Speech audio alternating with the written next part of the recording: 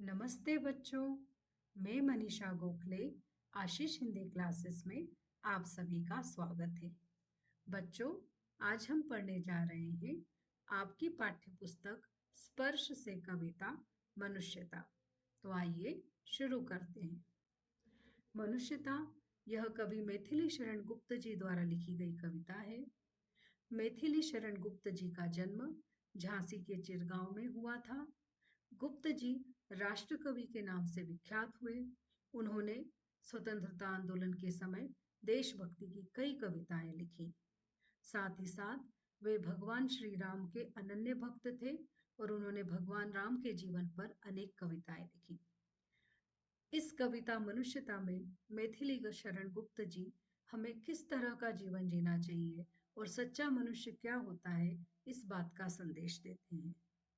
स्वहित से ज्यादा परहित मतलब अपने से ज्यादा दूसरों के बारे में विचार करना, दूसरों की मदद करना, यही मनुष्यता कविता की सीख है। तो आइए इस कविता का भावार्थ जान लेते हैं।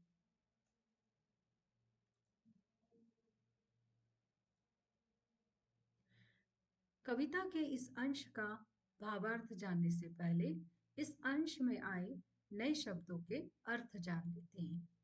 मर्त्य मरणशील, सुमृत्यु अच्छी मृत्यु, वृथा व्यर्थ बेकार, प्रवृत्ति आदत व्यवहार, चरना खाना।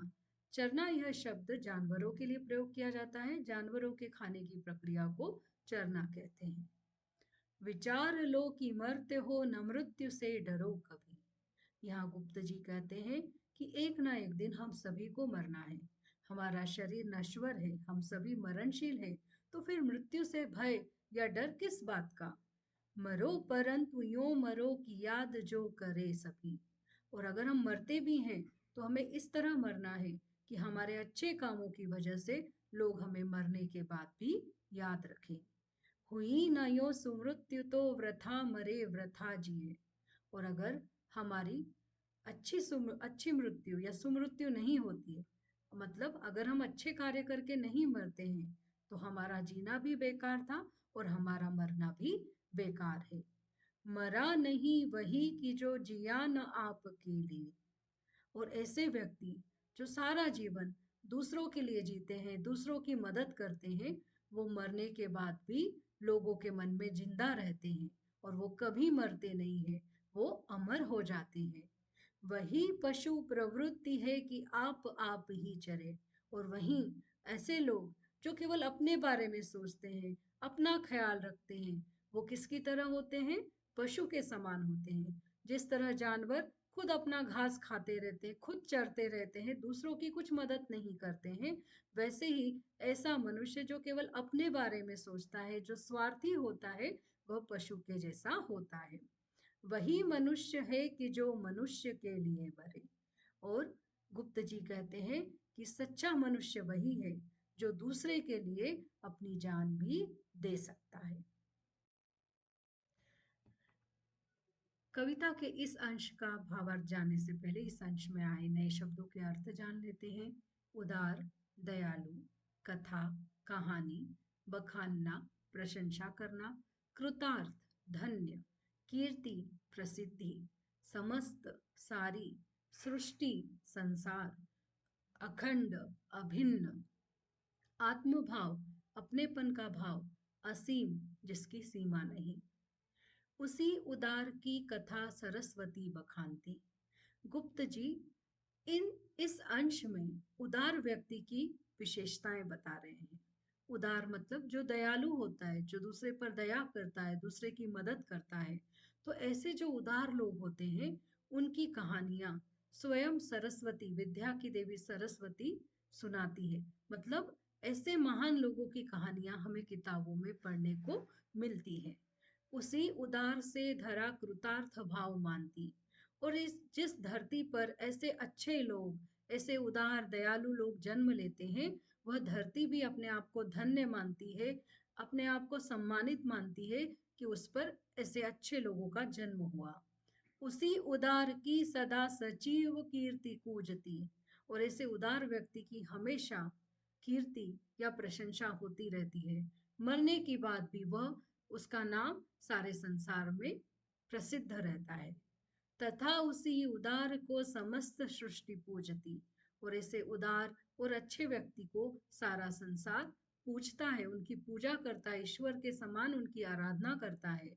अखंड आत्मभाव जो असीम विश्व में भरे। और ऐसे जो उदार व्यक्ति रहते हैं, दयालु व्यक्ति रहते हैं, वो अपना पराया नहीं सोचते। वो ये नहीं सोचते कि केवल इतने लोग मेरे हैं और बाकी लोग मेरे नहीं हैं। वो सारे विश्व को, सारे संसार को अपना परिवार मानते हैं और सारे संसार के लोगों में वो यही अपनापन का भाव भरते रहते हैं। वही मनुष्य है कि जो मनुष्य के लिए मरे। इसीलिए गुप्त जी कहते हैं कि सच्चा मनुष्य वही है जो दूसरे के लिए अपनी जान भी दे दे देता है। इस अंश का भावार्थ जानने से पहले इस अंश में आए नए शब्दों के अर्थ जान लेते हैं। शुद्धार्थ, भूखे, करस्त, हाथ में पकड़ा, परार्थ, दूसरों के लिए, अस्थि जाल, हड्डियों का कंकाल, क्षितिश, राजा, स्वमास, खुद के शरीर का मांस, सहर्ष, खुशी से, शरीर चर्म, शरीर का कवच, अनित्य, जो हमेशा नहीं, अनादि, नित्य। इन पंक्तियों में गुप्त जी उन सभी पौराणिक कथाओं के बारे में बताते हैं या पौराणिक कथाओं में हुए उन महान व्यक्तियों के बारे में बताते हैं जिन्होंने कभी भी अपने जीवन का विचार नहीं किया, हमेशा दूसरों की मदद की, दूसरों का ख्याल किया। शुद्धार्थ रंति देव ने किया दिया करस्त थाल भी। तो सबसे पहले वो उदाहरण दे रहे हैं राजा रंति देव का, जो अकाल पड़ने के बाद, मतलब उनके राज्य में अकाल पड़ने के बाद सब तरफ अन्न और पानी कुछ भी उपलब्ध नहीं था, कुछ भी नहीं मिल रहा था। तो ऐसे भूखे रंती देव को जब भोजन की थाली मिली, तो उन्होंने अपने हाथों में पकड़ी भोजन की थाली भी जो उनके पास भीख मांगने आए लोग थे उन्हें दे दी। उन्होंने अपने पेट का विचार नहीं किया जो कई दिनों से भूखे थे, बल्कि उन्होंने दूसरों की चिंता की और दूसरों को अपना भोजन भी दे दिया। तथा दधीचि ने दिया परार्थ अस्ति जाल भी। इसी तरह जो महान ऋषि दधीचि थे, उन्होंने देवताओं की मदद करने के लिए, उनको युद्ध में जिताने के लिए, वज्रास्त्र बनाने के लिए अपने शरीर का अस्थि जाल या कंकाल भी दान में दे दिया। मतलब स्वयं ने मृत्यु को स्वीकारा और अपना शरीर उन्हें दान दे दिया। उशीनर क्षितिश ने सोमास दान भी किया। इसी तरह राजा उशीनर, जब उन्होंने देखा कि एक बहेलिया कबूतर को मारने जा रहा है, तो उन्होंने कबूतर की जान बचाने की उससे प्रार्थना की। और जब वो नहीं माना, तो उन्होंने कबूतर के वजन के बराबर अपने शरीर का मांस भी दान कर दिया। सहर्ष वीर कर्ण ने शरीर चर्म भी दिया। और इसी तरह जो वीर कर्ण थे, उन्होंने भी, जब उनके पास दान मांगने आए व्यक्ति ने उनके शरीर का कवच मांगा, तो उन्होंने अपनी जान की परवाह नहीं की और खुशी खुशी वह कवच भी दान में दे दिया। वो दानी थे, बहुत बड़े दानी थे। उनके बारे में कहा जाता था कि उनके दरवाजे पे अगर कोई भी आता है तो वो खाली हाथ वापस नहीं जाता है। अनित्य देह के लिए अनादि जीव क्या डरे। तो गुप्त जी इन सभी महान लोगों का उदाहरण देकर, उनका एग्जाम्पल देकर हमें यह बताना चाहते हैं कि जिस तरह उन्होंने दूसरों की मदद के लिए अपने जीवन की चिंता नहीं की, उसी तरह हमें भी अपने जीवन की चिंता नहीं करना चाहिए। क्योंकि ये जो शरीर है वो नश्वर है, वो एक ना एक दिन समाप्त होना ही है। तो उसके लिए डरने की जरूरत क्या है। वही मनुष्य है कि जो मनुष्य के लिए मरे। इसीलिए गुप्त जी कहते हैं कि सच्चा मनुष्य वही है जो दूसरे के लिए अपनी जान भी दे देता है। इस अंश का भावार्थ जानने से पहले इस अंश में आए नए शब्दों के अर्थ जान लेते हैं। सहानुभूति, हमदर्दी, महाविभूति, बहुत भारी पूंजी, वशीकृता, वश में की हुई, मही, धरती, विरुद्धवाद, सामाजिक परंपराओं का विरोध, विनीत, आदर से भरे, परोपकार, दूसरों पर उपकार। सहानुभूति चाहिए, महाविभूति है यही। तो उदार व्यक्ति में सबसे ज्यादा महत्वपूर्ण या सबसे महत्वपूर्ण गुण क्या होना चाहिए कि उनके मन में सहानुभूति होना चाहिए। दूसरे के अनुभव को या दूसरे की अनुभूति को जानने की क्षमता होनी चाहिए, दूसरों के दर्द को अनुभव करने की क्षमता होना चाहिए, हमदर्द होना चाहिए वे। यही उनकी सबसे बड़ी पूंजी होती है, यही उनका सबसे बड़ा गुण होता है। और इसी गुण के कारण वशीकृता सदैव है बनी हुई स्वयं बनी मही। सारी धरती या सारी धरती के लोग उनके वश में रहते हैं। जो दूसरों का विचार करते हैं, लोग उन्हें पसंद करते हैं, उनकी प्रशंसा करते हैं और उनके वश में रहते हैं। विरुद्धवाद बुद्ध का दया प्रवाह में बहा। और यहाँ पर गुप्त जी हमें भगवान बुद्ध का उदाहरण दे रहे हैं। भगवान बुद्ध जो एक राजा थे, लेकिन जब उन्होंने अपने आसपास दुख, तकलीफ, परेशानी देखी, तो वो उस दुख का इलाज ढूंढने के लिए निकल पड़े। वो सत्य की खोज में निकल पड़े। इस समय उन्होंने समाज के नियमों को तोड़ा। वो एक राजा थे, एक पति थे, एक पिता थे। उन सारे कर्तव्यों को छोड़कर वो अपने परिवार को छोड़कर, अपने देश को छोड़कर चले गए।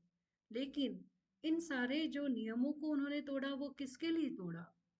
दूसरों की मदद करने के लिए। और उनका ये जो दया प्रवाह था, उनका जो ये दयालु स्वभाव था कि वो अपने बारे में नहीं, दूसरों के बारे में सोच रहे थे। और उन्होंने बाद में जब बौद्ध धर्म की स्थापना की, तो उनके इस दयालु व्यवहार के आगे सारा संसार नतमस्तक हो गया। सभी संसार ने, उन्होंने जिस तरह से समाज की भलाई की, उसके उनके कार्यों के आगे सारा संसार झुक गया। विनीत लोक वर्ग क्या न सामने झुका रहा। मतलब उनके अच्छे कार्य के आगे क्या बाद में सारा संसार नहीं झुका? तो अच्छे कार्य करने वाला, जो दूसरों के बारे में सोचता है, जो दूसरे के बारे में विचार करता है, अच्छाई करने के लिए वो प्रयत्न करता है, ऐसे लोग के वश में सारी दुनिया रहती है। आहा वही उदार है परोपकार जो करे। सच में वही व्यक्ति उदार कहलाएगा जो दूसरों का भला करे, दूसरों पर उपकार करे। वही मनुष्य है कि जो मनुष्य के लिए मरे। सच्चा मनुष्य वही है जो दूसरों के लिए अपनी जान देने के लिए भी तैयार रहता है और जान दे भी देता है। इस अंश का भावार्थ जानने से पहले इस अंश में आए नए शब्दों के अर्थ जान लेते हैं। मदान, गर्व से अंधे, तुच्छ, महत्वहीन, साधारण, वित्त, धन, गर्व, घमंड, चित्त, मन, अनाथ जिसके माता पिता नहीं, त्रिलोकनाथ तीनों लोकों का स्वामी, ईश्वर, दीन बंधु गरीबों के सहायक, भाग्यहीन, दुर्भाग्यशाली, अधीर, बेचैन। रहो न भूल के कभी मदांध तुच्छ वित्त में।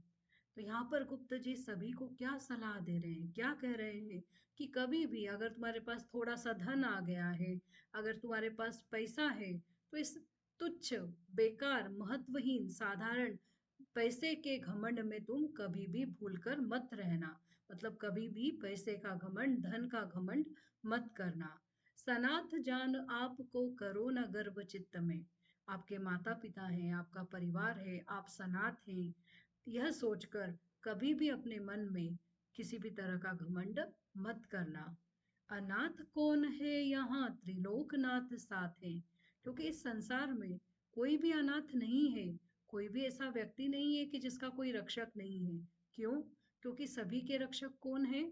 त्रिलोकनाथ, भगवान, तीनों लोकों के जो स्वामी है, वह ईश्वर सभी के साथ में है। दयालु दीन बंधु के बड़े विशाल हाथ हैं। और उनके हाथ इतने बड़े हैं कि वो सभी के सर पर आशीर्वाद देते हैं। अतीव भाग्यहीन है अधीर भाव जो करे। ऐसा व्यक्ति अभागा है, दुर्भाग्यशाली है, जो ईश्वर पर विश्वास नहीं रखता, जो छोटी छोटी परेशानियों में बेचैन हो जाता है, परेशान हो जाता है। वही मनुष्य है कि जो मनुष्य के लिए मरे। सच्चा मनुष्य तो वह है जो दूसरों के लिए अपनी जान भी दे देता है। इस अंश का भावार्थ जानने से पहले इस अंश में आए नए शब्दों के अर्थ जान लेते हैं। अनंत, अंतहीन, समक्ष, सामने, स्वबाहु, अपनी बाहें, परस्परावलंब, एक दूसरे पर निर्भर होना, अमर्त्य अंक, देवता की गोद, अपंक, कीचड़ रहित या कलंक रहित, सरना पूरा होना। अनंत अंतरिक्ष में अनंत देव हैं खड़े। तो यहाँ पर कवि बताता है कि इस संसार से जब हम जाएंगे तो हम जहाँ जाएंगे उस अंतरिक्ष में असंख्य देव, अनेक देव खड़े हुए हैं। क्यों खड़े हुए हैं? हमारे स्वागत के लिए। समक्ष ही स्वबाहु जो बढ़ा रहे बड़े बड़े, और वो हमारी तरफ अपनी बाहें फैलाए हुए हैं, हमारा स्वागत करने के लिए आतुर हैं, तत्पर हैं, तैयार हैं। परस्परावलंब से उठो तथा बढ़ो सभी। इसलिए जब आप इस संसार में काम कर रहे हो तो एक दूसरे पर निर्भर रहो, एक दूसरे की मदद करो, और इस तरह से एक दूसरे की मदद करते हुए, एक दूसरे के ऊपर निर्भर होते हुए तुम उठो और आगे बढ़ो। अभी अमर्त्य अंक में अपंक हो चढ़ो सभी। और ऐसे अच्छे काम करके जब तुम स्वर्ग में जाओगे और ईश्वर की गोद में बैठोगे तो तुम कलंक रहित होना चाहिए। तुम्हारे ऊपर कोई भी दाग या कलंक नहीं रहना चाहिए कि तुमने ये गलत काम किया या वो गलत काम किया। तुम्हारे सारे काम इतने अच्छे हो, सही हो कि तुम कलंक रहित, बिना किसी दोष के ईश्वर की गोद में चढ़ सको या गोद में बैठ सको। रहो नयो कि एक से न काम और कासरे। और इस तरह से नहीं रहना है कि तुम्हारे कारण दूसरों का काम नहीं हो रहा है, बल्कि एक दूसरे की मदद करना है। वही मनुष्य है कि जो मनुष्य के लिए मरे। सच्चा मनुष्य वही है जो दूसरे के लिए अपनी जान भी दे देता है। इस अंश का भावार्थ जानने से पहले इस अंश में आए नए शब्दों के अर्थ जान लेते हैं। विवेक, सही ज्ञान, बंधु, भाई, पुराण पुरुष, पुराणों में वर्णित पुरुष, ईश्वर, स्वयंभू, स्वयं उत्पन्न होने वाला परमात्मा, बाह्य भेद, बाहरी अंतर, अंतरैक्य, आंतरिक रूप से एक, प्रमाणभूत, प्रमाणित, अनर्थ, गलत, व्यथा, दुख, हरना, दूर करना। तो इन पंक्तियों में जो कवि है वह कह रहे हैं कि हम सभी एक दूसरे के बंधु हैं, भाई हैं, और हम उसी परमपिता की संतान हैं। तो कवि कह रहे हैं मनुष्य मात्र बंधु है, यही बड़ा विवेक है। तो सही ज्ञान या सच्चाई यही है कि हम सारे मनुष्य एक दूसरे के बंधु, एक दूसरे के भाई हैं। और हम सबके पिता कौन है? पुराण पुरुष स्वयंभू पिता प्रसिद्ध एक है। और हम सभी के पिता केवल एक ईश्वर है। फलानुसार कर्म के अवश्य भाय भेद हैं। यह हो सकता है कि हमारे काम अलग अलग हैं, या हमारे कर्मों का जो फल है उसके कारण हम सभी में अगर हम ऊपर से देखें तो अंतर है। कोई गरीब है, कोई अमीर है, कोई छोटा है, कोई बड़ा है, कोई अलग जाति का है, कोई ब्राह्मण है, कोई अन्य जाति का है। ये सारे बाह्य भेद भले ही हम सभी लोगों में हों, परंतु अंतरैक्य में प्रमाणभूत भेद है। पर आंतरिक रूप से हम सभी एक हैं। हम सभी में उस ईश्वर का एक अंश है, और इस बात का प्रमाण वेदों में भी हमें पढ़ने को मिलता है। अनर्थ है कि बंधु ही न बंधु की व्यथा हरे। और यह तो कितनी गलत बात है कि एक भाई दूसरे भाई की परेशानी को दूर ना करे। वही मनुष्य है कि जो मनुष्य के लिए मरे। सच्चा मनुष्य वही है जो दूसरे मनुष्य की मदद करने के लिए अपनी जान भी दे दे। इस अंश का भावार्थ जानने से पहले इस अंश में आए नए शब्दों के अर्थ जान लेते हैं। अभिष्ट, मनपसंद, विपत्ति, मुसीबत, विघ्न, रुकावट, ढकेलना, दूर करना, हेल मेल, आपसी प्रेम भाव, भिन्नता, अंतर, अतर्क, विवाद रहित, सतर्क, सावधानी पूर्वक, समर्थ, शक्तिशाली, योग्य, तारना, पार लगाना। चलो अभिष्ट मार्ग में सहर्ष खेलते हुए। अब यहाँ पर गुप्त जी हमें संदेश दे रहे हैं कि जो भी तुम्हारा मन प्रसन्न मार्ग है या जो भी कार्य तुम कर रहे हो वह कार्य हंसते खेलते हुए करो। विपत्ति विघ्न जो पड़े उन्हें ढकेलते हुए। और यह कार्य करते समय रास्ते में जो भी मुसीबत आए, जो भी रुकावट आए, उन्हें दूर करते हुए तुम आगे बढ़ो। घटे न हेल मेल, हाँ बढ़े न भिन्नता कभी। तो अपने मार्ग पर चलते हुए, अपने कार्य करते हुए, आपका दूसरों के साथ जो अपनत्व का भाव है, जो आपसी प्रेम भाव है, वो कम नहीं होना चाहिए और आप लोगों के बीच में भिन्नता या अंतर या डिफरेंस नहीं आना चाहिए। अतर्क एक पंथ के सतर्क पंथ हो सभी। हम सभी का जो रास्ता है वो अंत में एक ही है और हम बिना किसी भी बात पर उस रास्ते पर हमें बहुत सावधानी से चलना है। हमारा कोई सा भी कार्य ऐसा ना हो जिससे किसी को परेशानी हो, जिसको तकलीफ हो। हमें सारे कार्य ऐसे करने हैं जिससे दूसरों को मदद मिले और बहुत सावधानी पूर्वक हमें इस रास्ते पर आगे बढ़ना है। तभी समर्थ भाव है कि तारता हुए तेरे। महानता इसी में ही है। या शक्तिशाली हम उसी को मानेंगे या योग्य व्यक्ति हम उसी को मानेंगे जो खुद तो आगे बढ़ता ही है और दूसरों को भी आगे बढ़ाता है। मतलब जो खुद तो प्रगति करता ही है, नाम कमाता ही है, पर दूसरों को भी नाम देता है, नाम दिलाता है, दूसरों को भी बड़ा बनाता है। वही मनुष्य है कि जो मनुष्य के लिए मरे। सच्चा मनुष्य वही है जो दूसरों के लिए अपनी जान भी दे देता है।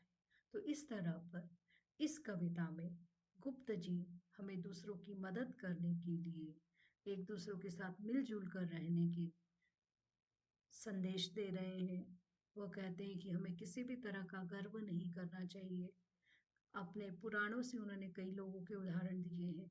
फिर वह रंती देव हो, दधीची हो, कुशीनर हो, कर्ण हो या बुद्ध हो, इन सभी के उदाहरण देकर वह यही कहना चाहते हैं कि जिस तरह उन्होंने अपना विचार नहीं करके दूसरों का विचार किया, उसी तरह हमें भी अपना विचार नहीं करना चाहिए, बल्कि दूसरों का विचार करना चाहिए।